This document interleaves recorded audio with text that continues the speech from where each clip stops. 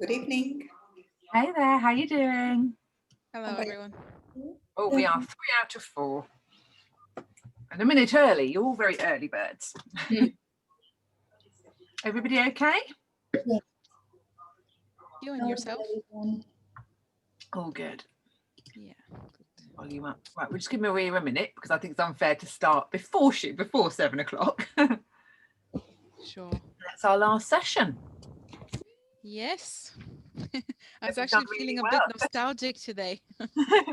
Well, you can always come along to sleep or breastfeeding or whatever, but there's been a lot of learning. You've got a lot of Yeah. assignments to write. A lot. And I am looking forward to my mom visiting as well. And hope Ooh. it happens. I mean, with the lockdown, it might not be possible, but hopefully. Yeah, if you can get her, that would be really nice, wouldn't it? Yeah. Would that be staying for Christmas or just before Christmas? Before. Yeah. It would be nice just to see her. We haven't seen each other for a long time. And also it would be nice to know that in the future she might be able to come, because if she doesn't come before the end of December, then she's not allowed to anymore after Brexit. I mean, she can come as a tourist, but not to live here. Got you. Yeah. They extended it. I think they've extended it. No. I haven't heard anything on that. No. I don't know, at least. So There must be other options though to become a I citizen. think so. There are options for the immediate family member. I Oh, think. probably there are options. It's just someone was saying, I don't know that if that's true or not, but they were saying if a family member wants to join later on, they need to pay some kind of £3,000 visa or something like that. That sounds pretty likely, doesn't it? They're going to start charging for things. Yeah. And I don't know if I'll be able to do that. No. So sooner rather than later would be good. Yeah. Okay. Hi, Maria. How are you doing? Hi, can you listen all? Yes. Yay. All good. It's all working. Right. So we are on the last module 12. Wow, you've done a lot of learning. And we're focusing on 2 different things here: supporting different families and then running a business. So we're first of all going to look at some cultural groups and how people have different needs, and our work and our website and marketing materials and how we can make sure that they're really open. And then we'll go on to a bit of business stuff as well at the end, and then there'll be a chance for any generalized questions at the end. Okay, so I'm going to start with an activity. Protected characteristics. These are things within the UK which are things upon which you cannot be discriminated against. Okay. So you can discriminate against someone for not liking cheese, but we can't discriminate against someone by law for any of these things. So age is obvious. So we can't have a job advert that says you must be an older maternity nurse or you must be a younger maternity nurse. That's not possible. Disability, cannot specify for this.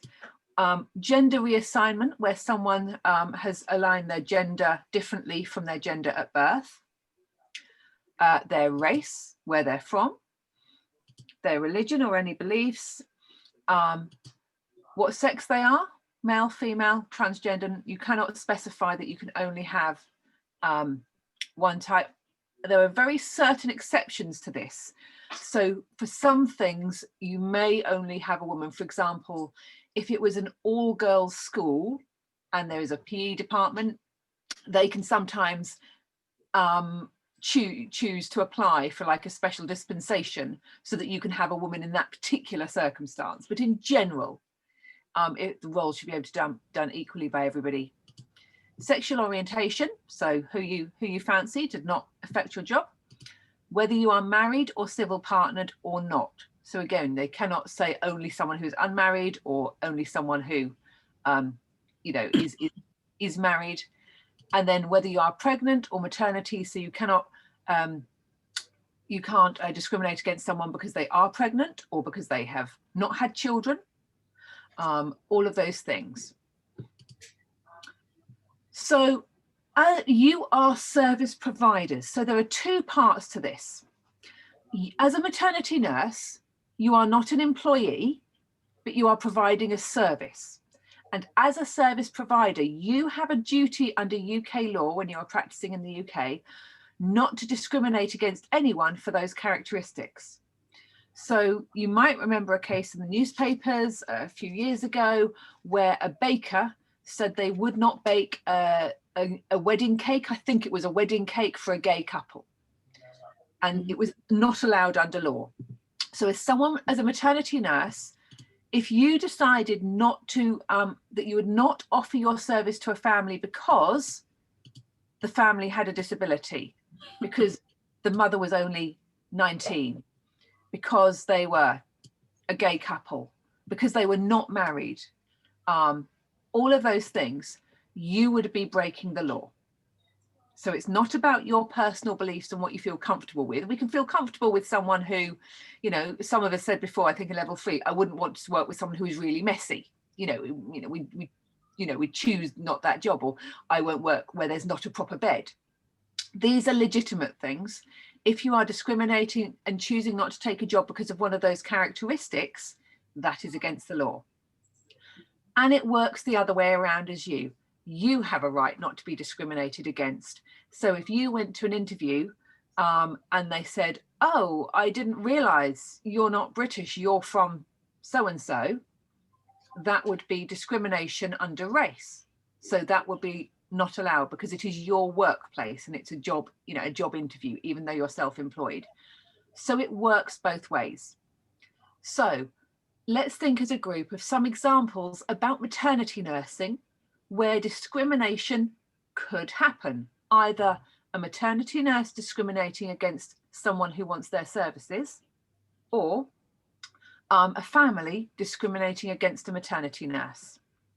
So should I put you into pairs and then we'll come back in just a couple of minutes? Sure. Okay, automatic breakout rooms. It's going to be a surprise. No, Adriana and Maria should end up together, and Elena and Jana should end up together. So just 2 minutes, some examples where either a maternity nurse might be discriminated against or they might actively end up discriminating. Okay, there we go.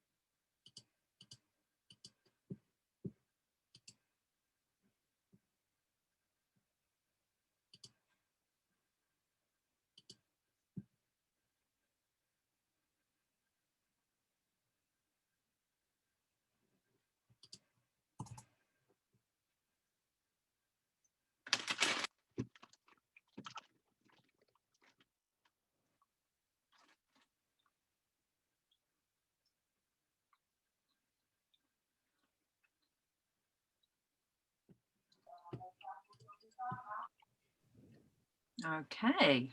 Ah. Right, everybody off mute. Great stuff. What can we do for this list then? Who's got an example? What might discrimination look like? A group who will list some examples you're aware of. So, Maria? Age? Okay, so give me a scenario where that might happen, particularly to do with maternity nurses. Well, in maternity nurses,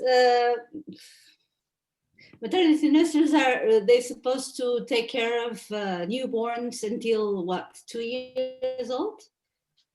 What Maternity is the nurse age generally range for the of- first 12 to 16 weeks. Okay, so But yes, I there don't was have very an little example for ones. maternity nurses. I have for normal nannies.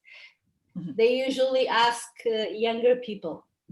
Okay. I am like 49 and they usually ask for between 20 and 35 maximum.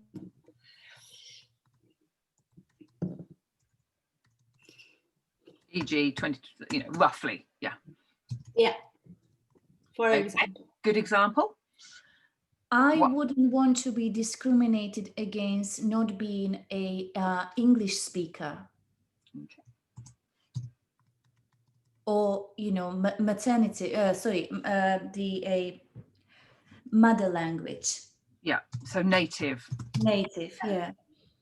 But so there are so many ads about families looking for native English speakers. Is that Yeah. discrimination? It is a really difficult one Yeah. because it's asking, it's indirect discrimination. Because what it's saying, a native English speaker, is it's saying you can only be from, Britain, Australia, the US, maybe. And it doesn't, having it as a language requirement isn't race discrimination, but it is clearly indirectly discrimination. So you could only probably, someone could only probably take them to court if they could prove they were native level English. So if they had like an IELTS qualification at the highest level, so they could prove that they had university level English, one could then maybe take them to court to say, what's the difference being native, i.e. born here, and having studied to this level? But it's not legally discrimination against race. It's one of those where clearly they're trying to get in under the radar there. Well, I've seen it in ads where people from Europe, like German families, Yeah. Russian families, just different families from Turkey, they just specify we would like a native English speaker so that our child could learn to speak with British accent. That's what they say in the ad. So it's wrong, but it's not illegal. Okay. And that's interesting because obviously a native English speaker can be from the USA. So they wouldn't teach them with a British accent, but they are a native English speaker. That's true. So yes, it's a difficult one, but yes, technically it isn't this discrimination, although it clearly is a negative thing. So, okay, I've got one against the family discriminating. So maternity nurse goes to an interview and it was not mentioned in the ad that the mom had a hip problem. So she's not really very mobile. She either using crutches or a wheelchair, and the maternity nurse decides she doesn't want the job anymore. So because of a medical issue. Yeah.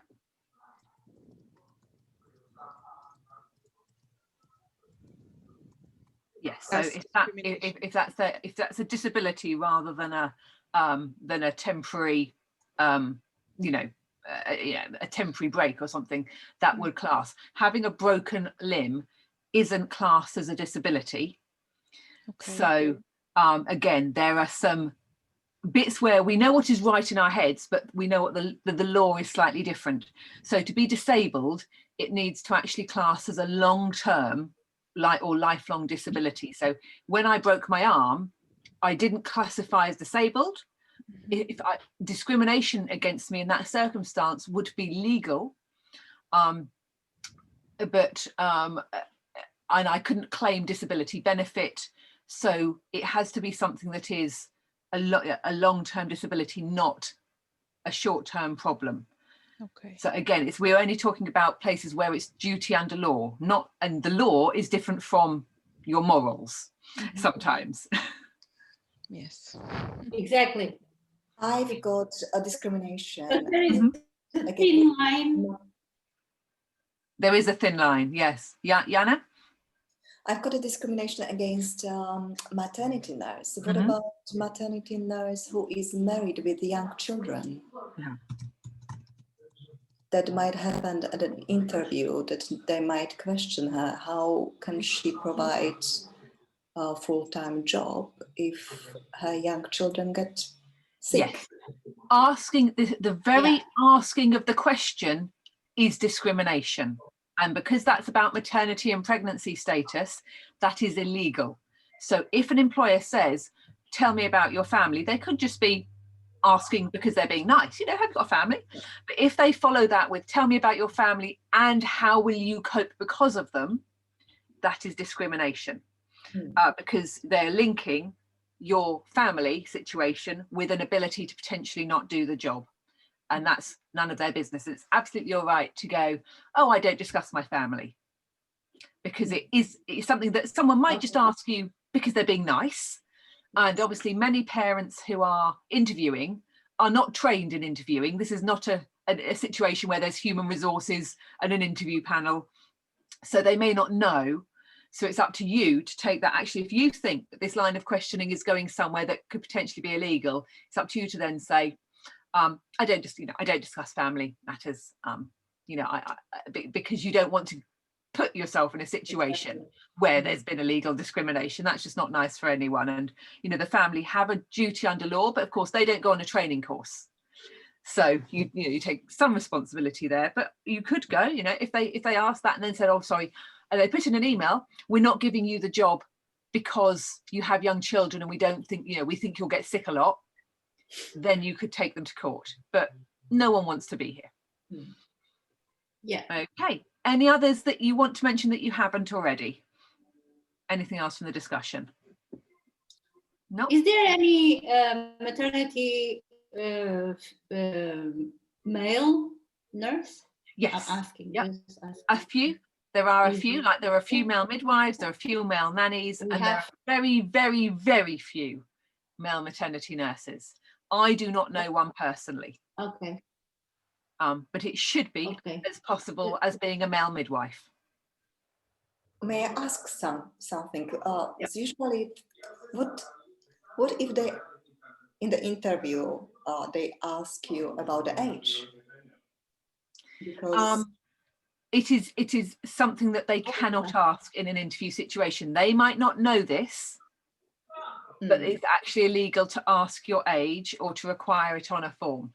So again, it's about you saying, oh gosh, I'm at the age where I struggle to remember birthdays, or I'm older than I look, or I'm younger than I look, or however you want to handle it. Because obviously, I don't want to say don't ask me about age, but it isn't something that is appropriate for them to ask you. so I don't need to tell them how old No, I you do not. The only way they would want to know is if you are legally able to work, i.e., are you 18 and legally able to work? Would be in a, So I is- can say are, that are you older over than- 18? Or maybe in a country you're only allowed to drive when you're 21. So are you over 21 because the job will involve some driving is legal, because that's an age related to something in law. But if they say, well, gosh, how old are you? That's actually not allowed, because that, again, it could be discriminatory, because they want, like Maria said, they want someone, or they perceive that someone younger would do the job better. And that's where the discrimination comes in.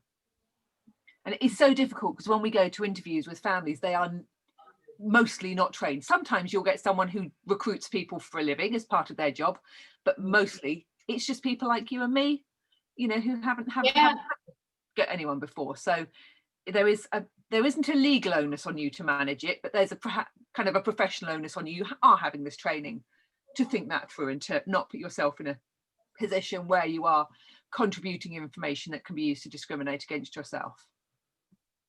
How about discrimination for a nationality in regards to That is direct discrimination. that's direct? Because anything on race, Yeah, which race. can be on Yeah. color because you're black or white or Asian, or it can be more specific because you are from Poland or you are from Australia or you are from Ghana. So all of those. Caroline, when we submit CV to an agency, who do we submit CV to? Because if it's agency and an agency passes forward, so we don't put date of birth on our CV or where we're from. Or You certainly shouldn't be putting where you're from. Date of birth is a one that often people will put because it's actually matching up your identity. So it's your date of birth should not be used for shortlisting or interviewing you, but your date of birth may be used legally to check your identity, i.e. you may have submitted your passport as identification or your driver's license as identification. They want to make sure everything matches up. So having, submitting your date of birth for that purpose is allowed. But if it was then used in the interview, if the client told the agency only send me people under 30, the agency would be participating in discrimination if they followed that request. Okay. So in terms of how people can be discriminated against directly, so I've chosen you because you are younger. I've chosen you because you are British. I've chosen you because you do not have a disability. Indirectly, indirect discrimination is where there is a rule or a policy. Like if an agency said, we only have maternity nurses from Britain, or we only have maternity nurses who are, more than 35 years. Actually, that is a protected characteristic and they're not allowed to do this. Harassment is a form of discrimination. So if someone is rude to you because of your accent, because of where you come from, your color, your religion, anything like this, that is harassment. That is a form of discrimination. If it is about the protected characteristics, if they harass you because you're wearing glasses, that is not a nice thing, but is not a discrimination under the Equalities Act. And then victimization, so treating you unfairly because. So if there were two employees and one of them was from Britain and one of them was from India, and they directly treated the Indian worse, that would be victimization. Okay. So we've thought about how we're going to treat people, and linked to but different from that is an idea of cultural competency. This is the idea that it's up to all of us to make sure that we work to understand other people, what is important to them in terms of their beliefs, how they're brought up, their language. And I've got a little video to show you that's going to introduce this topic. So let me get the video up. Okay, it's about 4 minutes. I'm Emmy, your quality improvement specialist. And this is for And childminders, but it's very similar. About meeting the Family Involvement and Support Standard, FIS 7. This standard requires that programs complete a self-assessment. Again, this is for childminders, but she'll get into in a minute the important bit. Assessment tool. Question: why is cultural competence important, and how do we know if we are culturally competent? Rationale: a common thought is, I am Black, Latino, Asian, I come from this community, etc. I am naturally competent. And it's true. Being from the same culture as the families you serve make it easier to relate to their needs and concerns. Research shows that providers from the same ethnic group can help to speed and ease the acculturation process. But is that enough? Food for thought. Conducting self-assessments of cultural competence allow us to see if we have any blind spots. Just because I am from a race, minority, or ethnic group doesn't mean I understand what everyone in that race, minority, or ethnic group has experienced. Even within one group, there is diversity. Definition. The definition of cultural competence is the ability of service providers to respond optimally to all children, understanding both the richness and the limitations of the social and cultural context in which children and families, as well as the service providers themselves, may be operating. A simpler definition of cultural competence is knowing yourself, your opinions, biases, and strengths, and accepting that the families you serve might have different opinions, biases, and strengths. There are two components to this definition. The first is working well with people who are different. The provider has to be willing to accept that their beliefs and perceptions are based on their experiences and are not universal. This allows for a relationship that is reciprocal and has room for both parties to learn from each other. The other component is recognizing that the seeds of successful interactions can be found in the cultural differences. The place to start with cultural competence is with the assumption that all families want the best for their children. Knowing that we all want the best, but might express it differently creates a bridge and not a border. To narrow the definition even more, cultural competence is working well with people who are different while recognizing and appreciating the differences. What needs to be done to meet this standard? Using respected assessment tools gives providers the information to be self. Okay, so it goes on because it's about being a childminder, but hopefully that definition of cultural competency is useful to understand what we're going to be talking about. So where people are from, how they were brought up, influences much of how they live their lives. Either they do those things or they avoid those things, dependent on their feelings. So being culturally competent means that you have a set of principles and behaviours and attitudes that enable you to understand and communicate and interact effectively with people from across all cultures. And so key principles for that are around trust, respect for diversity, equality, fairness, and social justice. So awareness of diversity, embracing that in an open and non-judgmental attitude, and a willingness to address your own biases, because we all have them. We all have biases. It would be wrong to say none of us have. Recognizing what they are is really important. And to see cultural competency as lifelong learning. It's not just something you can do a course on and be fine.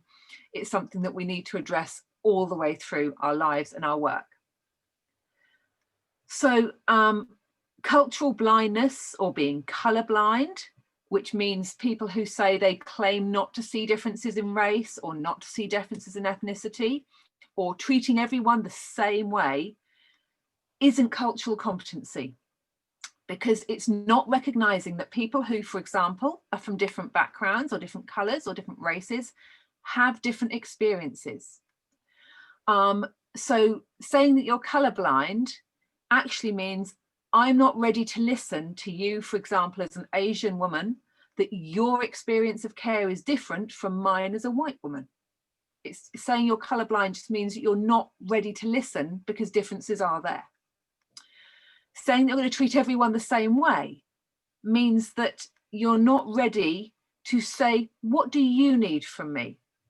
There's no point treating everyone the same way or one size fits all when families and people are different, because you're not recognizing the things that they want. A bit like, you know, saying my babies always feed every 4 hourly. We're not recognizing that some of those babies will be on formula and might do okay, and some of those babies are breastfed and they will be hungry. So we're looking for personal care and equal chance rather than one thing that you do for everybody the same. So thinking about culture, there are things that we see. So we might see people from different cultures through how they dress, or the language they speak, or the food they eat, or the music they listen to, or the books they read, or the poetry they know, or the gestures that they use. You know, so I might shake your hand, and other parts of the world, people might say, what are you doing for this? the games they play, the festivals and celebrations that they celebrate, all things that are really visible about different people's cultures. But there are things underlying that we need to start to understand about people that are not so obvious. Their beliefs, how they express their emotions, whether they communicate in a certain way, which values they hold, gender roles within their culture or society, things about privacy or modesty. I've birthed with women who will only take off their headscarf when there are only women in the room. So they might be in the middle of giving birth, but if a male doctor needs to come in, it's more important to them that they cover and protect their modesty than it is that the doctor comes in quickly, because this is, you know, part of their core beliefs. So it's about respecting and understanding the core beliefs of the people that you're working with. Ethics might be different, how people perceive things. So, you know, people might perceive you in a certain way because you are speaking up or loud, and that might be a good thing or a bad thing. And it comes from what people's understanding of how people should present should be.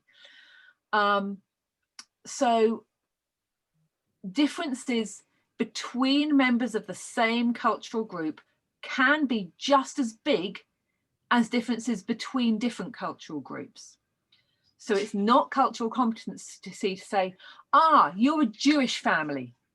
That means that you're going to have your little boy circumcised and we're not going to eat meat on a Friday. Because they might be Orthodox Jews, they might be Hasidic Jews, they might be non-Orthodox Jews or non-observant Jews. So saying, I know about you because you've told me you're Jewish, or you've told me you're from Morocco, or you've told me you are Arab, means that you're actually not listening to that family, because within any cultural group, there are really, really wide differences of opinion about what people think. So how can we put this back to clients? How can we better support clients? And it's about spending time getting to know them, not making an assumption that, oh, you're from Saudi Arabia, you must be Muslim, and therefore you will want this. It's about listening to what is important to them. So being aware of your cultures and beliefs and how that will impact on others. So it's not about saying, oh, well, I'm Jewish and you're Christian, therefore I will work on Saturday because this will suit you as a Christian family, when as an Orthodox Jew, my religion says not to. It's about being aware of what's important to you, how it will impact on the family, and making those decisions together. Not making assumptions. So yeah, my last family was Jewish and they kept kosher, so I assume you're going to. Don't make that assumption. Ask them what's right for them. Think about what your website or your social media presence or your leaflets or anything you give to families might be showing or saying. So does it only show families of a certain type? Does it only show white people? Does it only show mums and dads? Does it only show people without disabilities? What is your media saying to the people that you want to work with? And also it's about expanding your knowledge. So we've talked really briefly in level 3 about different types of breastfeeding problem. A mastitis, do you remember that? Where there were, things got hot. It presents differently on different skin tones. So saying to a black mum who has very dark skin, oh, you haven't got mastitis because there's no red patch, is not showing that you actually understand that there are differences in healthcare because of who you are. And it's a really real one. You're laughing, but we know that children who are black in COVID have got very sick and they haven't been identified. There was that, I think it's Kowalski's disease, something like that, where there's lots of pimples on the body. It's something when a child gets COVID, they can then get very sick afterwards. Okay. And on black kids, it was not showing up in the same way and was not being identified. There was a black man who died as a result of COVID in the UK. And when his family phoned up, I don't know, 999 or 111, they asked, is he going blue around the lips? The call handler did not say, what ethnicity are you? Oh, you're white. Is he going blue around the lips? Oh, you're black, and go on to a new symptom. He didn't show blue around the lips because his skin was black. And so the urgency of what was happening was not picked up for him. So being colorblind is dangerous for some people. So we've got to make sure that we are expanding our knowledge. And there's a link there, Skin Deep, which is about how different medical things show on people of different skin tones. So does anyone here have a website or an Instagram or Facebook page which is for their business or that they use for their business? No, No? Okay. I have would a business card. Okay, that's fine. So if you don't have your own, I'd like you to choose one of these to Google. So we're going to take a few minutes. You don't have to stay on camera if you don't want to. Depends if you're on a phone or a computer. But I want you to choose one of these maternity nurse websites and answer these questions. Do the pictures reflect cultural diversity? Are they stock images? That means, are they images that the company has bought, or are they real people? You know, when we've gone through our own slides, I've shown you and I've been able to tell you about the families. They're not just images of people with babies. It's been Ellen or Elizabeth. So are they real people?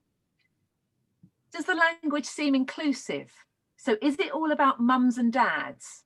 Because if it's a single parent or a gay couple, how's that going to feel for them if it's only saying mums and dads? Does the website seem inviting? And this is about being aware of your own biases. Does it seem inviting to you, Maria, to you, Adriana, to you, Elena, to you, Jana? Now look again at it and say, if I was, and you might be one of these things, or you might need to think of one. If I was a single parent, would I feel the same? If I was Black or Asian, would I feel the same? If I was lesbian or gay, would I feel the same? If I had a disability, or my baby or child had a disability, would I still find this inviting?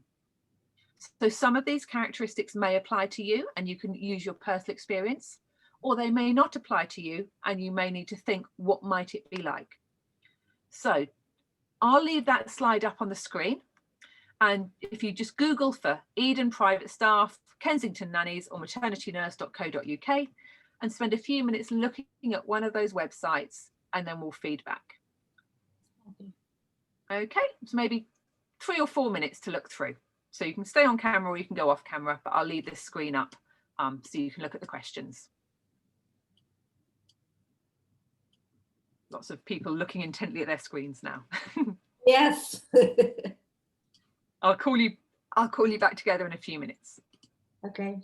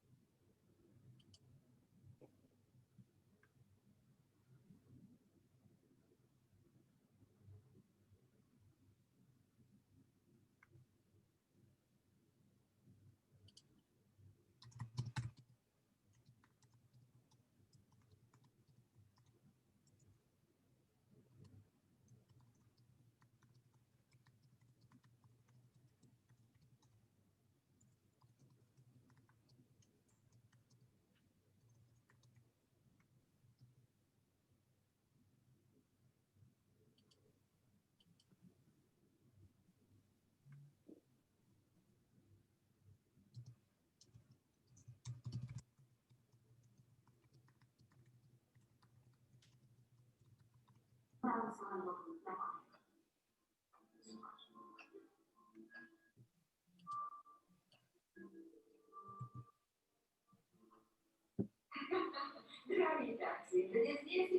think someone's TV is on or it's coming up with a video.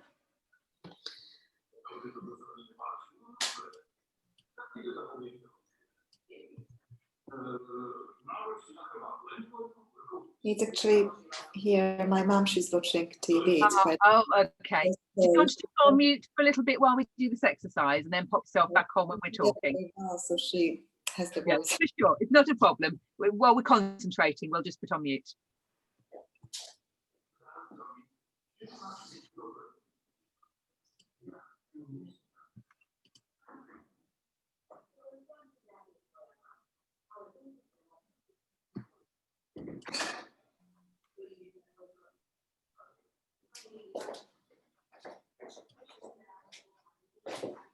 Is it a little bit better? I meant put your computer on mute. Not she can watch what she wants. Wouldn't want to stop her having a good evening. I would be in trouble. I don't want you to be in trouble.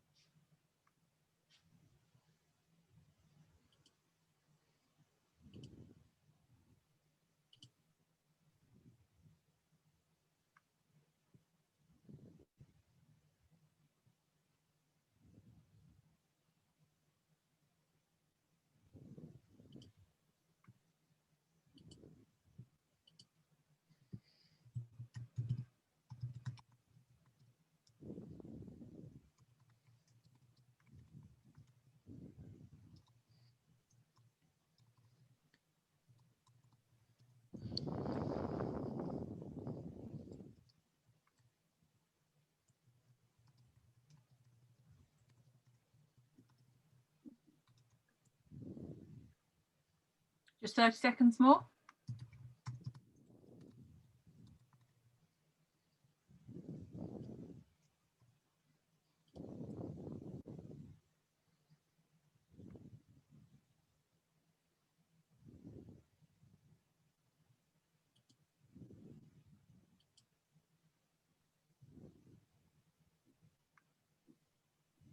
Okay.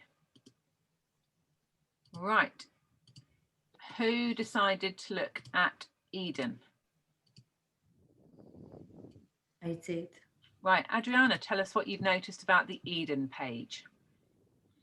Well, it looks very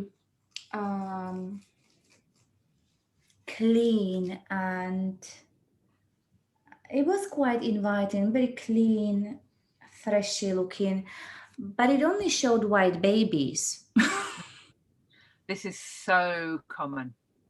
So It only common. showed white babies. They mentioned that they work globally, but I was actually scanning through the pictures and I only see white babies.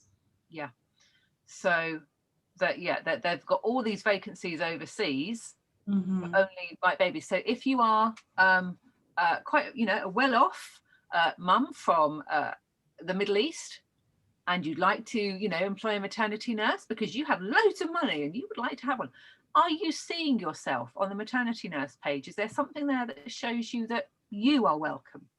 No, No, Not at all. not at all. Who looked at Kensington nannies? I I was did. looking at that one. Yeah, me Two too. of you? Okay.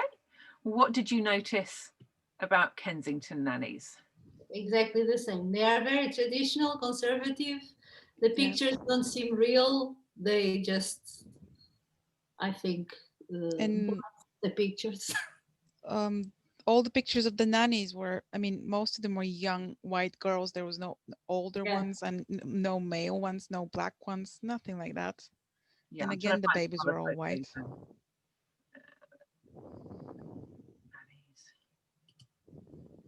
So there's not a lot of pictures actually, are there? It's just mostly on the No. front page. Yeah, on the front page. Yeah. Just the Yeah. front page. But Then with their wording, I read most of what was written. And Mhm. with their words, they were very careful what they were saying. Like there was not much that you could pick on. But the Good, which pictures is are a not good very, thing. yeah. Yes, Yeah. we definitely don't want people to be writing things that are discriminatory, but we also want both things. We want to actively not have discrimination, but also actively celebrate, you know, the variety of people that might be working or looking. Okay, Yeah. so did you look then at the maternity nurse company, anyone? I looked a little bit on that one as well. Okay, super.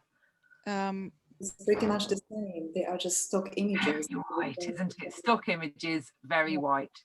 Yeah. There is a granny here, that's nice. So there's a, Yeah.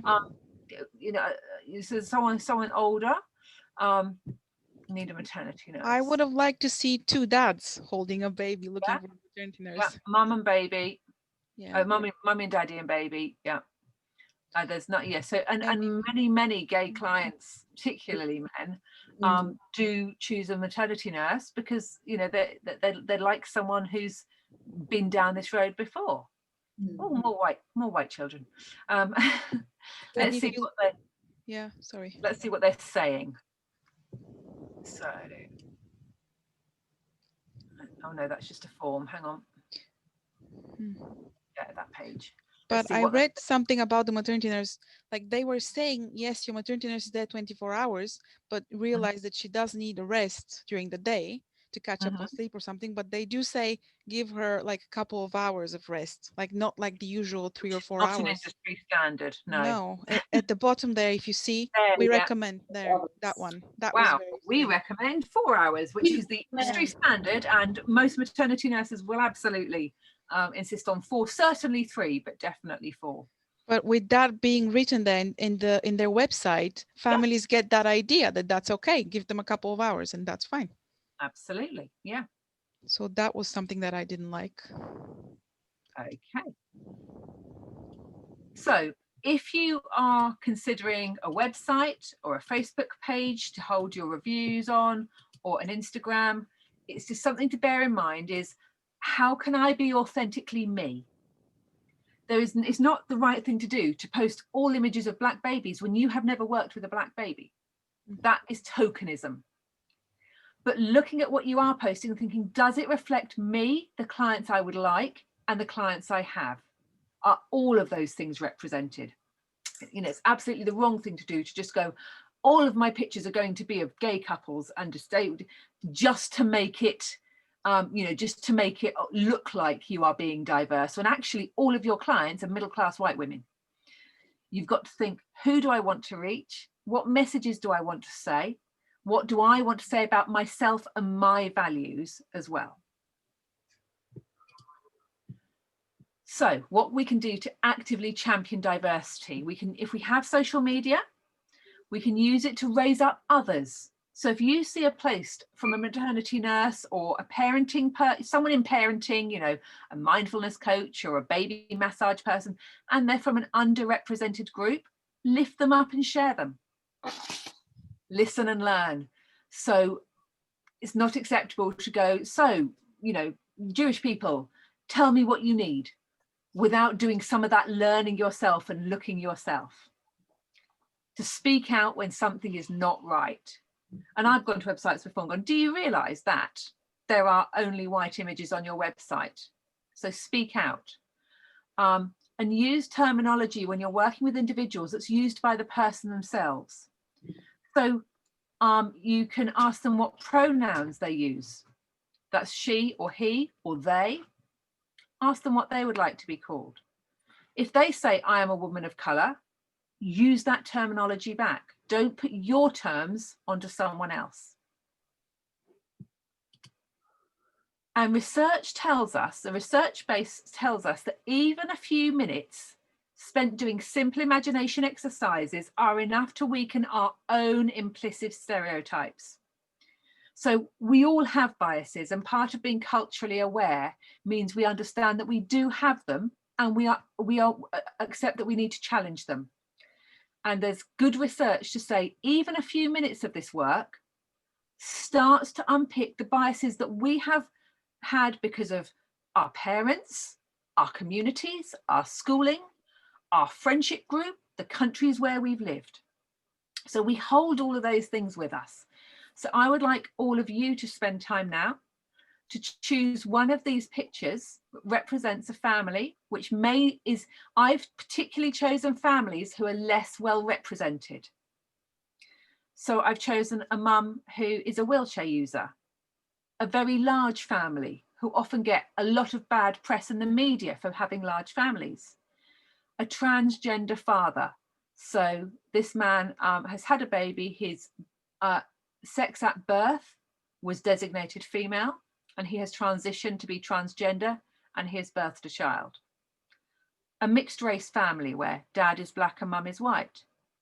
An Asian family, and a family where there are two mums. So I've specifically chosen underrepresented families. We might say that Asian woman is representing a single parent family, perhaps. So choose one of them and make up a positive story about them, as if you'd been working with them, as if this is one of your families. You know how we've had real pictures throughout. I've said, oh, that was when baby did this, or this was my client who.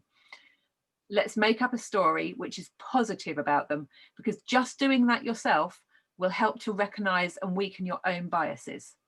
So I'll just give you a couple of minutes to choose and to think, and then we will all share, and I will share one as well.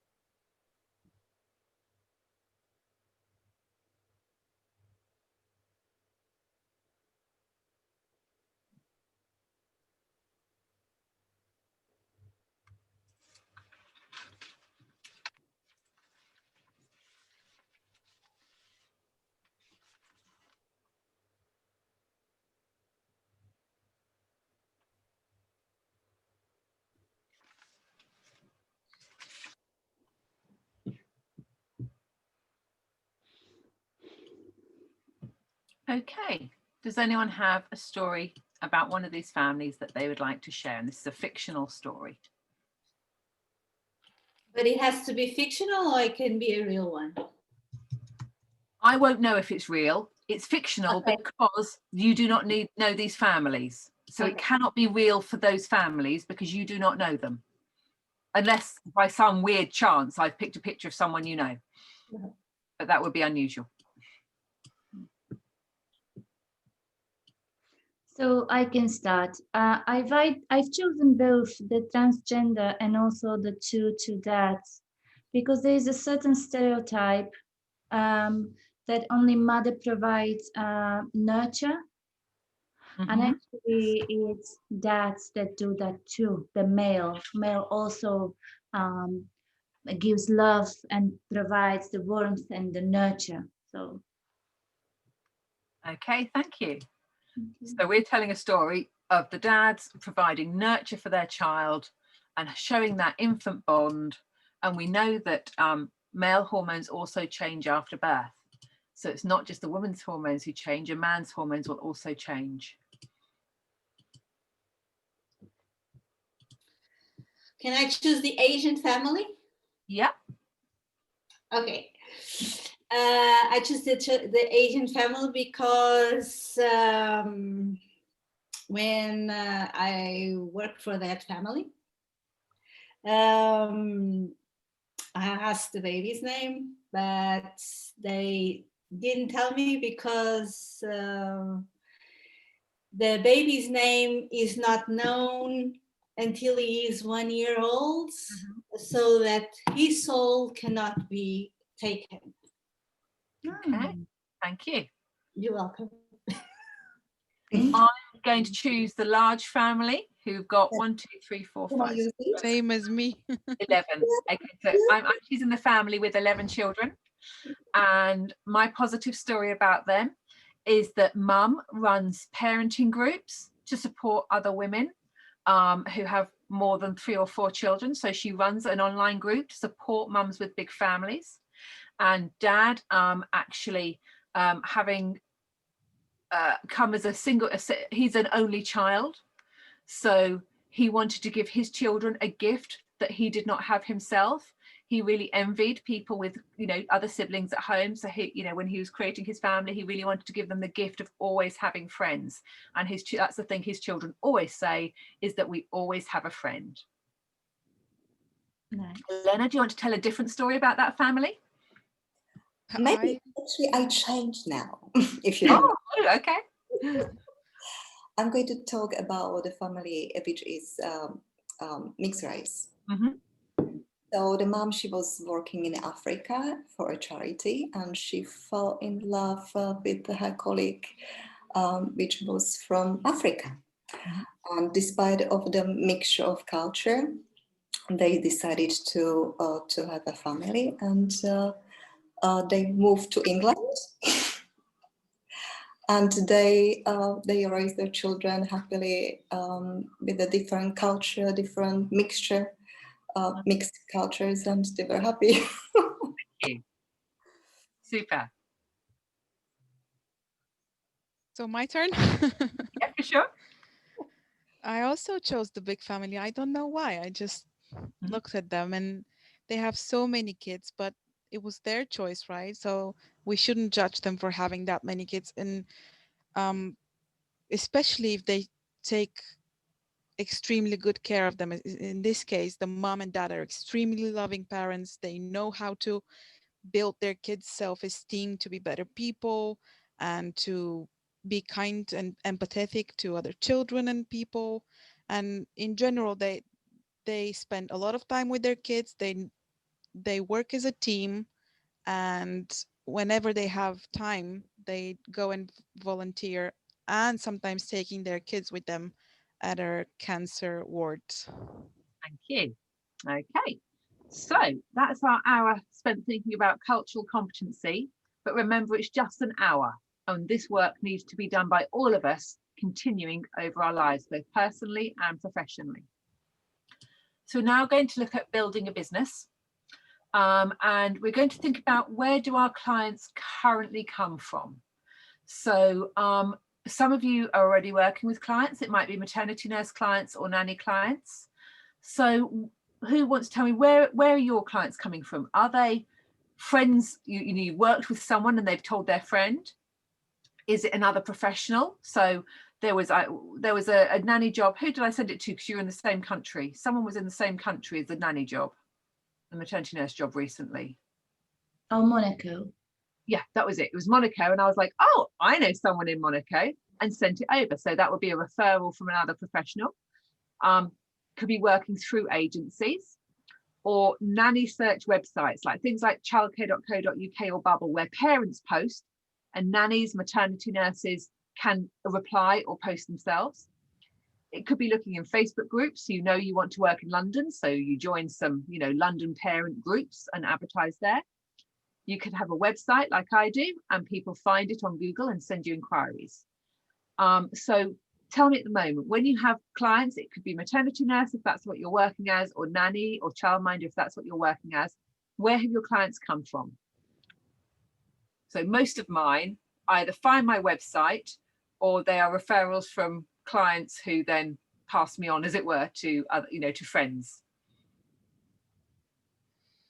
Well, for me as a nanny, all of my jobs I have found on Gumtree, which is Okay. what happened for me. It was never Yeah. word of mouth. It was always on Gumtree. I've never had a job through an agency before. Okay. Right. Go on. Most of my jobs I had through agency. Okay. Maria. My agency. Agency for Maria. Adriana? I've never went for an interview. I was always recommended. So we've got a really wide variety there, haven't we? We've got client recommendation, finding them from websites like Gumtree, and then working through agencies. Why, the question now is, why do you think that works for you? Why do you think that works for you? Here in Portugal, people don't have the concept of a maternity nurse. Mm-hmm. It's not very common. It is very common to have households, people that are not experts in babies. Yep. So they live in as a maid, Mm-hmm. but they take care of kids. Yeah. So that's that's how families here run their lives. Mm-hmm. So therefore, I enroll myself in an agency that is expertising nannies and maternity nurses. So they're doing all the advertising, they're sharing with clients what the job is, and, you know, putting it out there. This is a thing you can have. Exactly. Mm-hmm. Otherwise, they would probably think that I can work at home as a Housekeeper. housekeeper. Yeah. For me personally, why I went through the agency, it's kind of security. Mm-hmm. Yep. For So the they're legal- doing some vetting, they're doing some checks. Because as a nanny, I can't go to HR. So Yeah.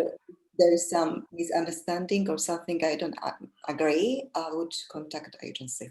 Yeah, and they can then give you support and say, this They is how give we you can help you support. to handle this. Yeah. For me, I guess, sorry, Adriana, sorry. No, I was just going to follow. If you don't have an agency body to turn to when you have an issue, who do you turn to? There isn't a group specifically, it will be turning to colleagues. So Colleagues. joining social media groups for maternity nurses, we have our Manta group. There are other groups that you can join once you have qualified and you are working as a maternity nurse. And it's turning to colleagues and saying, what would you do? In the UK, there is always the Citizens Advice Bureau, who can give free advice on legal and business matters to a small amount. Okay. Sorry, Sometimes- Adriana. That's okay. And sometimes your insurer, sometimes they will also have a legal helpline. So look at your insurance policy. So mine is with Morton Michelle, and my maternity nurse insurance comes with a free legal helpline. It's not going to be there for every, you know, long queries. I can phone up and go, you know, when they asked me my age, was that discrimination? And that would be a legal answer. So your insurance may have some support there as well. Elena, sorry. That's all right. So I was going to say that for me, it worked out that way because when I first came to England, all the agencies that I called and I wanted to register with them as a nanny, they said, sorry, but if you don't have 4 to 5 years experience in Britain, we're not going to register you. Yeah. So I had to look on Gumtree. I was just forced. Get the experience to go to the agencies. Absolutely. Yeah. So my first 2 jobs were on Gumtree, and then the third one, I just decided to look, and in less than a week I found it. So in when my third one was, I stayed for 4 years, so I never needed to look with an agency. Fantastic. And now I want to be a maternity nurse, where I guess I will need agencies in the beginning. Often, yes. Yeah. And Silent Night is Manta's link agency. So yes, they'll be working with you if you would like them to find maternity nurse work. Yes. So now let's think about our business. Do we want to maintain? So are we happy with the amount of work we have? Do we want to decrease it, i.e. we get lots of work and actually would like to do less and earn more? Do we want to increase it because we haven't yet got enough work to fill our time? Or do you want to change the type of work you're doing? For example, from a nanny to a maternity nurse. So I'll put you into pairs to answer that question to one other person. Okay. So, Adriana, were you with Maria at Yeah. the last one? Yeah, let me swap I've them. never been with Maria. You have never been with Maria. Let us make that happen. Okay. Right, so Yana and Adriana, and then Elena and Maria. Okay? Okay. So you're going to talk to each other about how you are happy with your current work or how you would like to change it in terms of more work, less work, different work. Okay? Okay.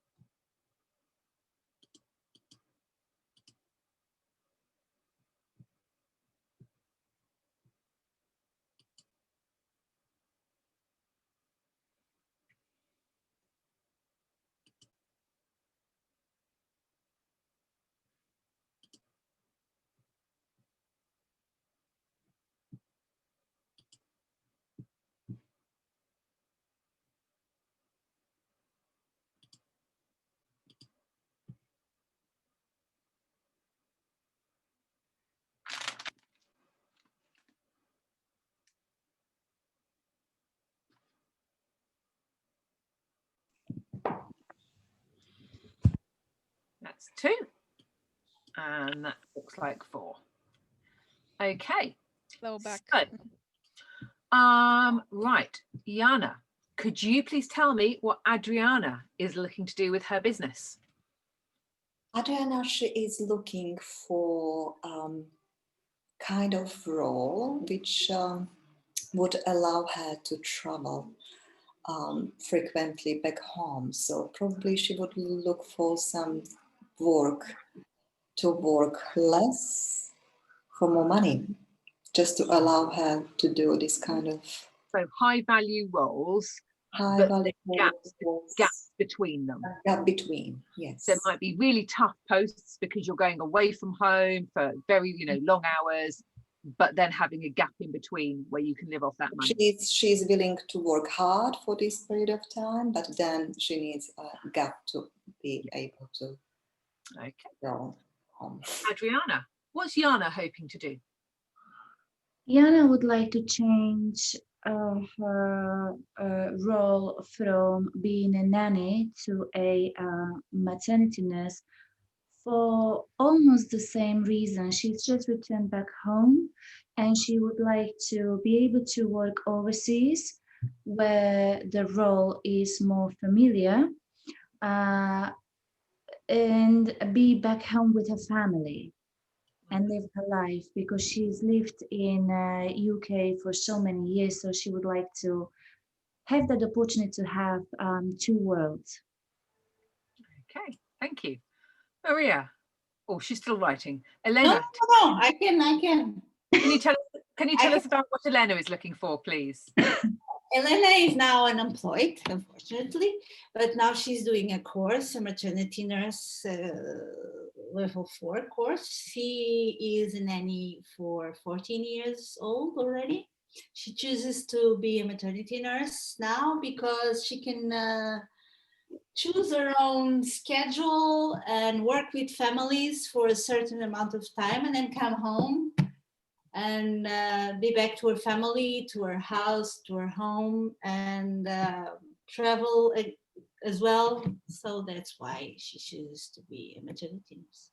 Okay, and Elena, tell us about Maria and her goals for her business. Maria is a really nice person from what I gathered from that for our first You chat finally together. met. Well, you should have said before. It's just sort of random. So it should, if the random thing is working right, you should have all worked with each other. But It hasn't happened. So she's amazing, but what she's looking for, so basically she just finished a role with her last family yesterday, and she's going to have an interview tomorrow for another job that starts in February. But even though it starts in February, she's not gonna job. Hang on, sorry, it froze for me. You said even though it starts in February, and then I did not hear. Yeah, even though it starts in February, she's still gonna look for something to supplement until then, like Over part-time Christmas, until yeah. then. But she loves newborns and she loves traveling, so that's why she chose that career. Great. So we need to think about, where are our clients looking for maternity nurses or night nannies? So are we visible in those spaces? So are they clients are looking for maternity nurses in agencies? So don't just register with one agency, register with many. And you need to be proactive. You need to be phoning up and going, hi, remember me, hi, remember me. Because until you get to work for an agency and form a relationship with them, and they think, I remember you, you need to be the one going, so how are things going? This is the new training I've done. Can you update my CV with this new training, please? I've got this new qualification, I've got this. So you need to be proactive. So don't limit yourself just to one agency, because maternity nurse clients will go to different agencies. But look at the agency's jobs they have. If you're wanting to work abroad, make sure you're choosing ones where they are showing lots of jobs abroad, or else it's a waste of your time. Often maternity nurses for British families who are not the highest income, they're still paying a wage, but they're not the super rich, will use things like childcare.co.uk. So you can look on those for jobs and you can search by maternity nurse and the distance from different postcodes. So you can look there for families who are wanting to find a maternity nurse without using an agency, because for the family, using an agency is very expensive. So often you'll get clients who can afford you, but they can't afford you plus the other fees. You know, that's just means they have less maternity nurse time. Joining Facebook groups for the areas where you want to work. So if you want to work in Kensington, joining Kensington Mums. But make sure on those Facebook groups that you pay attention to the rules, because some of them will only allow you to post like for a business on a Friday, or they'll have a certain rules. So make sure you keep to those rules, but be present. And it can be really helpful to be posting on those groups with useful information. So when mums come on and say, oh, my 2-month-old isn't sleeping, give them support, give them information, so that when you do post your business information, it's not, you know, the people go, oh, well, I remember Adriana because she's the one that helped my friend Julie. So you're giving a little bit of your time for free to build your reputation and build your knowledge. Joining maternity nurse groups. So once you have passed your qualification level 3 and you have started work as a maternity nurse, there are Facebook groups that you can apply to join. So you Google them, Facebook group, maternity nurse and night nanny groups, or maternity nurses in London. So joining those groups, people will often post things that they want. So if you want to work in London, there's groups called Nannies in London. Just because it says nanny, don't forget that parents do not know the names for these things. So there'll be parents posting in a nanny group, and actually what they really need is a maternity nurse. So join groups for where you are wanting to work. And remember, London's always good, because many families will start in London and travel abroad. So people who are wanting to work abroad, don't limit yourselves to only looking in the countries where you want to work. Look at London, look at New York, because there, if you have the right visa for New York, because often international families will come to the UK to have their baby and will then go back home. Or they will have a house in Switzerland, a house in London, and a house in Spain. And many people, as you have found out, will look for British maternity nurses, or they look in British places for maternity nurses. So it's, you know, good to get into those London groups for families who want to travel. But, you know, think about it. Families with money to travel are not going to be in Tower Hamlets London group. They're going to be in Kensington, Chelsea London groups, Mayfair London groups. The rich live in very small areas. So target yourself in those terms. Okay. And it's about making friends with other maternity nurses, because when you're booked for 3 months, you know, if you get a job offer, you're not just going to go, I can't do it. You'll go, oh, but I'll pass it to my friend, or I'll pass it to this person I was speaking to. So making friends and keeping people. Thinking this is a business. So thinking about having a website is something that you'll need to choose to do. So you don't have to have a website, and gaining customers by a website is very difficult. If you just put a website up, you won't suddenly get customers coming to you. Because if we look at Google, let me just share a new screen, hang on. Let me get a new tab up, right. So I'm a mummy and I'd like a maternity nurse, okay?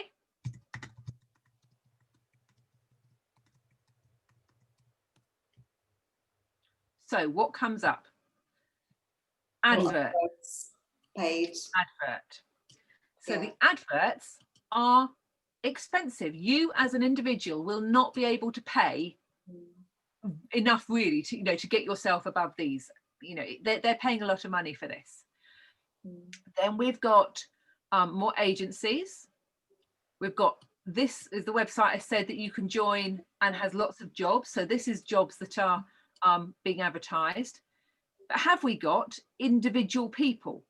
Not really. No. No. So your website itself will not bring you work. So That is actually not going to be its point. Social media is the answer. It is, but there is another reason for having a website. So why you say have to consider it is because it might not get you the job, as in it might not be where clients find you, but it can be really good to push potential clients towards. So if you're posting in a Facebook group, hi, I'm a maternity nurse, come and see my website, you're the one sending them there. If you have a family who are looking into maternity nurses through an agency and your CV has your website at the top, yes, you give them your CV in paper, but look, they can click on that and they can see a video with you, which is more than the other woman. Okay, so it's more professional. So yeah, it's about legitimacy. You are going to be looking after very tiny babies, which are very precious. The more that you can be seen as someone who has done this before and can be trusted, the better. So your website in this job isn't about getting the clients in. It's about when you've got a potential client going, here's more information about me. So as a client, if as a maternity nurse, if you're doing a typical 3-month role with a family, you're only going to do 4 a year. So you only need 4 clients every year. Yeah, you don't need 20. You don't need 25. Yeah. You just need 4. Yeah. So advertising can be very expensive to get those 4 clients, but the website can give you a backup when people are interested through an agency, through a Facebook group, through a friend. When, you know, when Adriana's client says, oh, I'd love to tell my friend about you. Great, you've got a website and that friend can go and look. But a website isn't everything. You can choose to have that. You can choose to have a Facebook business page. You can choose to have an Instagram business page. Think about where your clients are and where they are likely to find you. And some micro businesses or individuals can make a huge slash on social media and have thousands of followers, but it doesn't necessarily turn into bookings. And remember, you only need 4 bookings a year at 12-week bookings. So there's a balance between the amount of time and money you spend and what you get out of it. Okay. I'm going to share mine, not because they're particularly good examples, but just because I feel it's fair that if I've been talking about it, that I show you what I do. Okay, so.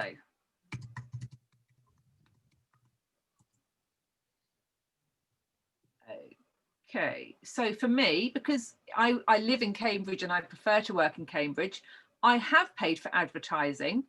Here's me.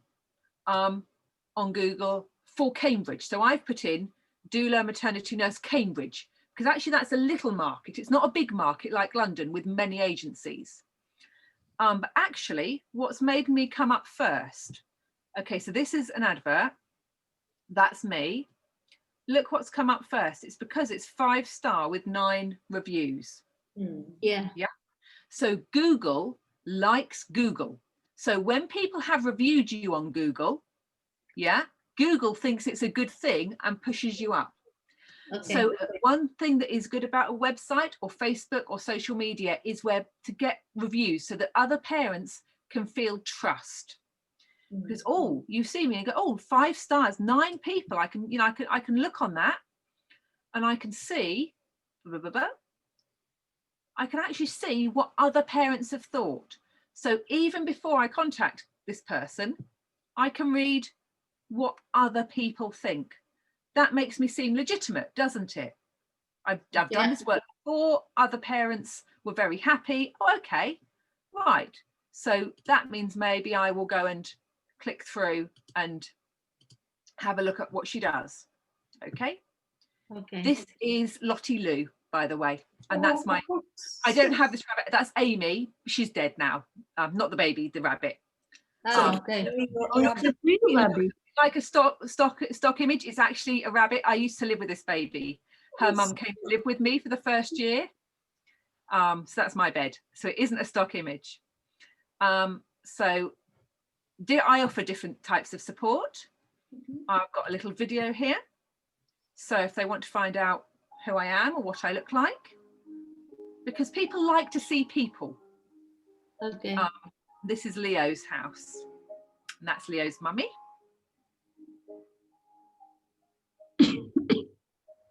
And these are, you know, reviews from people.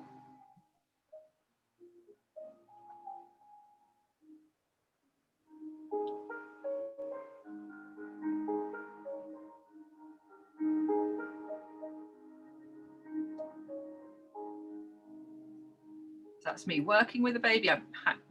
My hair changes colour and length.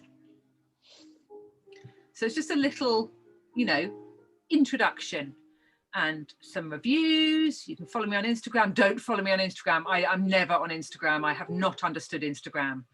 I have a Facebook group.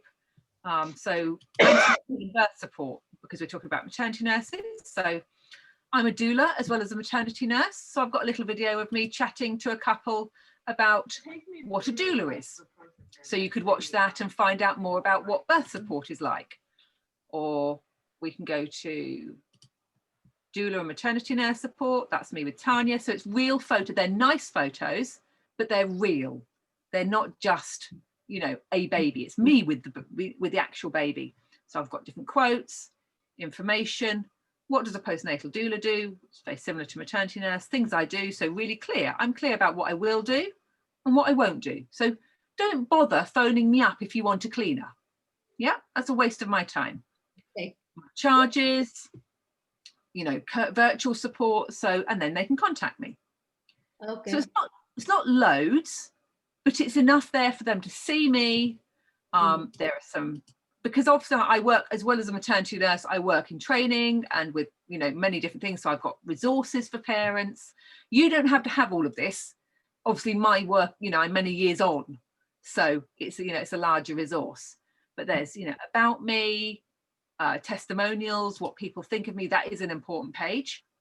So as soon as you've got a client finished with them, ask them to review you. So parents can go down. And again, these aren't all white babies. They're mostly white babies because I've mostly worked with white women, but not all. So the only one that is a stock image is this one here, because that mother that looks like her, but she chose not to be photographed. So she preferred me to use an image of someone else because she, you know, she felt it was not right for her to be on the internet.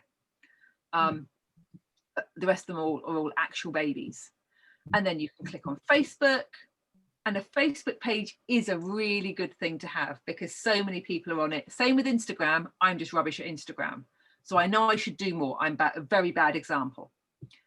And I've been so busy, I haven't posted on here in a while, but I don't need the work right now. So that's fine. If you're wanting the work, you post more regularly.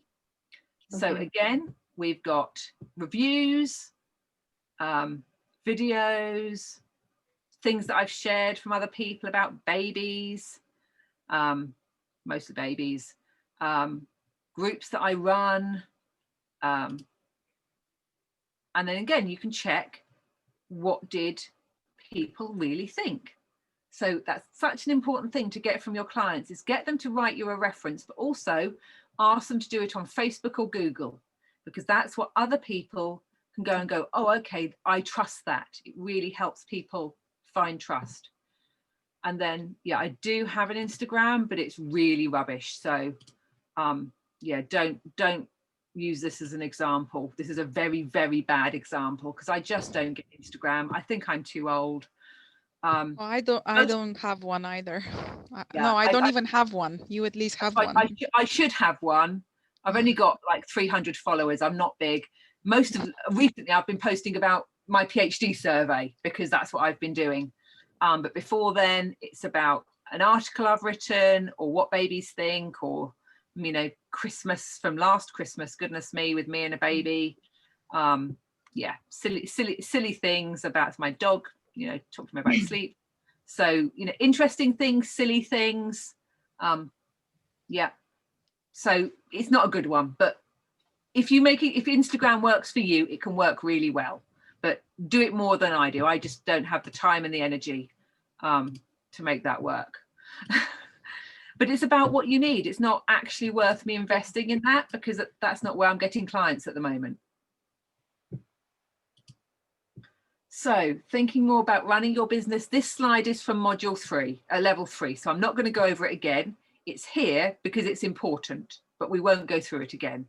It's about where to look for your tax information. So don't forget you need to do that. So again, yes, we went through this in level 3, but it's important, so it's there.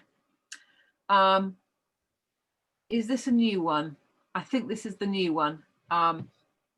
So Did we talk about insurance in level 3, people who've just done level Yeah, 3? we did a little bit.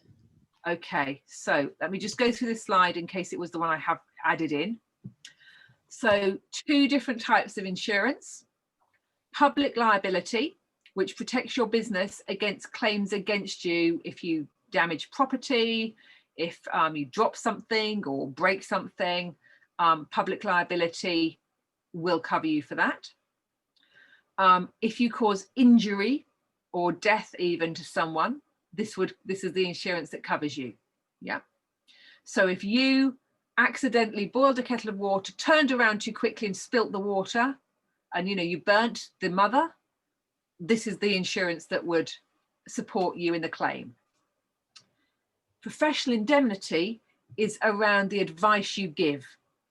So if you give incorrect advice or make a mistake, not that you know it on purpose. So if you're saying baby should sleep on their tummy, and they could prove that you've been told that that is wrong, this will not cover you. But if maybe the advice changed tomorrow and you hadn't heard yet, it would cover you. Or if you make a mistake, you didn't realize the mother hadn't told you that the baby was allergic and you gave them something with an allergy. This is a mistake. If you have liable, this is the insurance that will cover you. So yeah, please don't do it, but this is the insurance that you would go through. If you shared sensitive information without permission, this is the insurance you need to go to. If you infringe copyright, so if you called your business Maria's Babies, and that actually turned out to be another business called Maria's Babies, and they sued you because you used their name, this is the insurance that would help you. If you lose or damage documents, if the baby poops all over the client's, I don't know, stocks and shares certificates, you go on this insurance. And if you did something that caused a loss for your client. So these are companies that you can go to. And yeah, maternity nursing is really weird with insurance. Not all companies even know they do it. So if you try somewhere and you're like, oh, I'm not sure this is right, try them again in a few days' time. You might get someone different and they'll give you a different answer. And then GDPR is around information storage. So if you keep information on a computer, maybe your clients' names, baby's dates of birth, that sort of thing. Maybe you have their contracts sent to you by email, and that's got the parent's name and address. You need to register, and you go to this site and it will ask you questions about what information you keep and how, and it will tell you if you have to pay a fee. It's about £35, most of us do. And that's just because you have to register with them legally if you're working in the UK. I do not know whether other countries have the same thing, but if you're working out of the UK, you need to go through this process, and most of us will have information on computers like client information, client emails, addresses, dates of birth. So we do have to register. And then there's a little link to how to keep data safe and what you have to put in contracts about things like how people can delete their data from you. So you can't just keep client records forever and ever. You can't, you shouldn't be storing client email addresses forever and then randomly sending them an update about what you're doing. People need to give permission for this to happen, and this will tell you a little bit more about it. So we're going to think about goal setting now. Your reflections. So read through these questions and then we'll share some of your reflections. So one thing, and this is to do with your professional life, either as a maternity nurse, a nanny, something like that. What are you proud of? Where did your business excel last year? What went right for your business? Where did you struggle? What would you like to change? And what will that take? Money, time, training, luck? And then some actions to meet your goal. So I'm going to suggest that you get a pen and paper, or you type, turn your computer, your video off for 5 minutes and really think about your answers to these questions.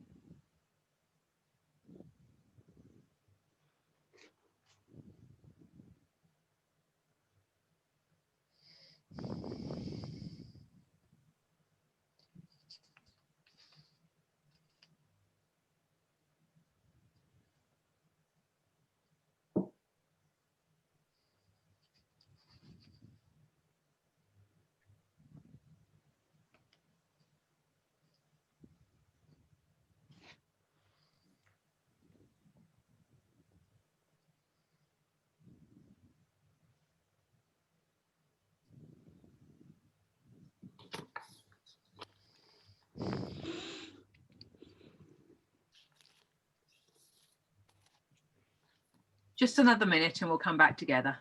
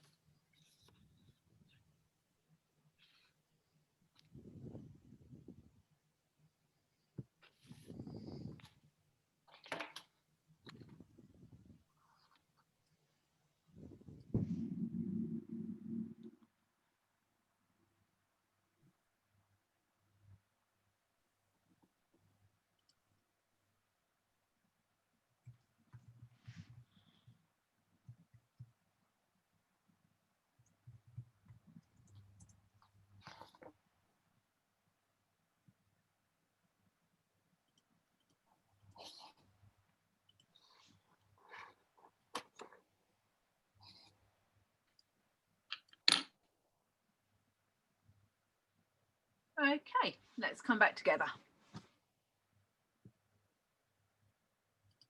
So I'd like everybody to choose one of these things to share. Not everything, because this is quite a reflective activity, quite personal. is there one thing that you are happy to share though? A reflection, a strength, something you'd like to grow or change, or what you'd like to do to improve? I can share a reflection. Please. The one accomplishment that I am very proud of that I could do it last year was a transport ambulance crew course. Oh, So, wow. I know. That's exciting. It is. So I was like in May 2019 for 3 months with paramedics Mhm. and doing all that in Wow. such as an ambulance. So I have actually the certification that I can go into an ambulance and accompany, for example, a mother who is giving birth, Yeah. a child who's in danger, and I can assist her. Yeah. Oh, wow. And that was difficult, but I am very proud of Really rewarding though, really rewarding. it. Exactly. Fantastic. Thank you. Well, can Yeah. anyone top that? Let's choose some, maybe so choose something different, because we're all going to look really rubbish compared to that. Yeah. Who else would like to share one thing from their goal setting? I can go. I have not been in business of taking care of children for many years now. So I think the one thing I'm proud of is I'm reflecting a bit of Mhm. too, is that I followed a step-by-step plan, and it is to follow my needs and my intuition. And to meet those needs, I embarked on this study because, besides actually me wanting to have some quality time back home with my small family, I actually remember how happy I was working with kids. Oh. I've been a therapist since 2008, but I think the happiest moments are actually working as a nanny. One would not actually think of.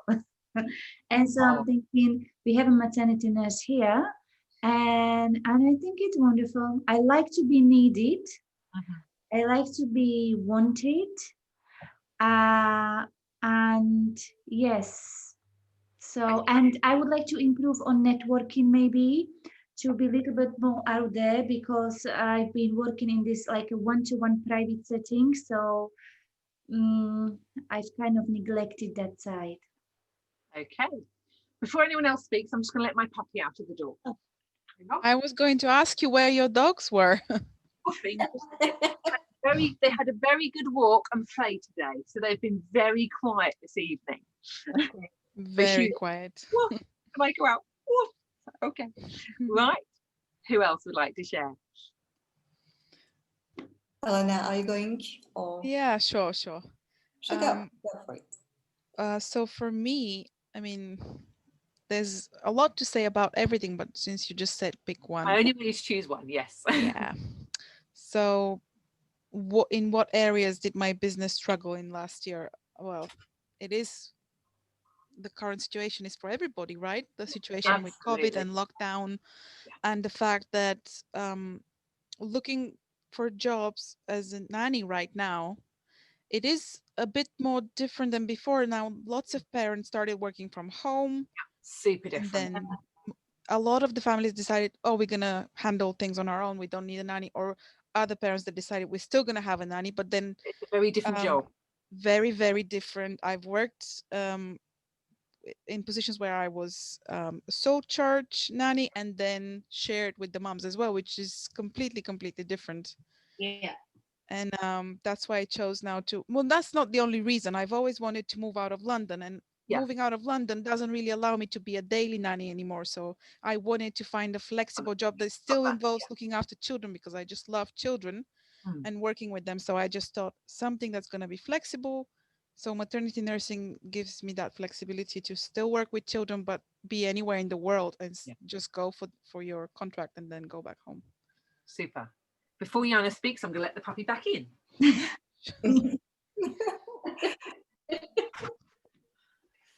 honestly. Right, Jana, one thing you'd like to share from this list? I'd like to share basically something about the weakness. Mhm. I always struggled to say no to people, and I ended up being working quite hard, like a workaholic, not having much time for myself. And because now, because of this situation, pandemic, I'm without a job. And I just realized that I really would like to work with little babies, because that's probably would be a nice change for me. And so basically this situation actually helped me to move somewhere forward.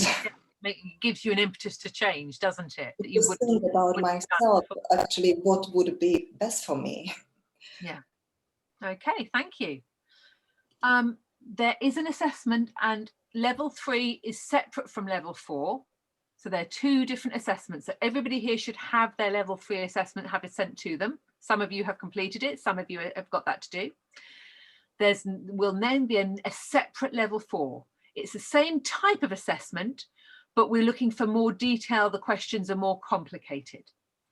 But it's this, oh no, that's not right. The assessment does not consist of any videos. Just long and short questions. And I do want you to reference. So that is where you are looking and saying, actually, this is where I've got my information from. This is a good resource. I have recently sent back several level 3 assessments where information has been copied from the internet and put into the assessment. If you do that, even if you put where it's from, like this is from the NHS, this is not enough, because I need to know that you know the answers, not that you know where to find them. So when it's absolutely fine, and it is expected that you will go looking for support on the internet for, for different help for answers, but you must always, number one, put where you have looked and put the website address, and number two, write it in your own words. Okay, and that's some of the things that I've had to send back recently. So I thought I would, really double go over this, because I don't want any of you to have your assignment sent back. So you have plagiarism is when you are pretending it's someone else's work is yours, you're just putting it there. But it's even still, we do not want, especially in level 4, for you to just go, oh, I found the answer and I put it there. Because I'm looking to find out whether you have the knowledge, not whether you're very good at finding the answer online. Does that make sense? I'm just going to get up the assessment. I'm not showing it to you, but I just want to go through it, one thing with it. Hang on. Let me get it off my YouTube. Assessment. Level 4. Okay.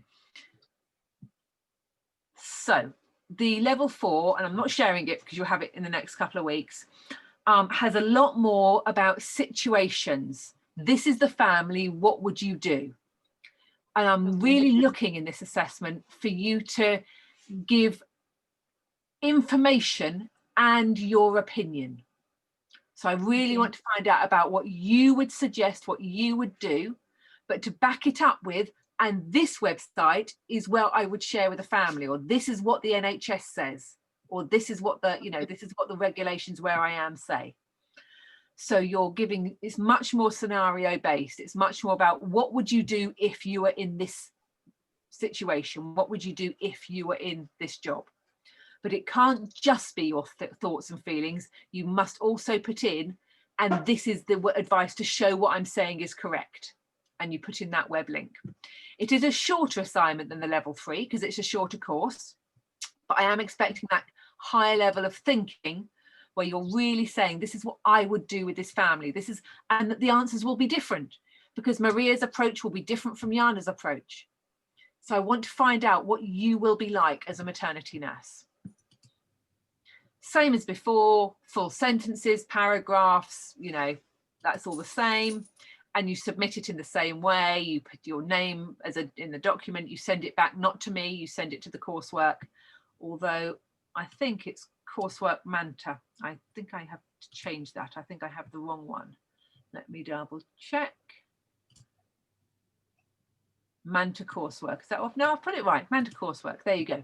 So although some of you have my email address or my WhatsApp, please do put questions to that email address, because Manta needs to see who is asking what so that they can document how much help people have had. Okay. So I'm very happy to help, but it does need to go through the email so that they can say this person had, you know, 2 emails of help, this person had 1, just so that they know what help has been given. So 5 minutes. Is Caroline going to be on time? That gives us 1 minute or 4 minutes, 1 minute each. A reflection. This slide you've seen before, so choose one to share, please. Something that you knew already and you're like, yes, definitely doing this right, or was new, or you've not agreed with, or something that will change how you work, or something that you've got some future learning about. 1 second to think. I'm just going to let the other dog out. You can see the tail in the background. Big Wait, I want to go out the door. Go on. Wait 4 minutes, could he? He's a dog, he can't tell the time.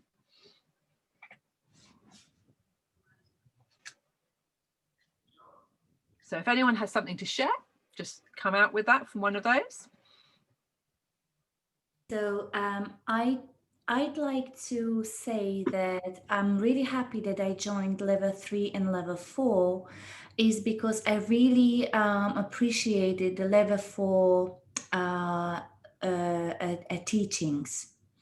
It somehow confirmed not what I've already known, because I used to look after all the children, you know, from 3 months onwards, but also my love for it. It just reminded me how I truly enjoyed it, and also I'd be open to, maybe if a family chooses to engage with me for longer months. This is after 3 months period of time working as a maternity nurse. I'd be open, because of this appreciation for all the children, also to work on a rotational basis, maybe as a maternity nanny. Thank you. Anyone else want to choose one of those?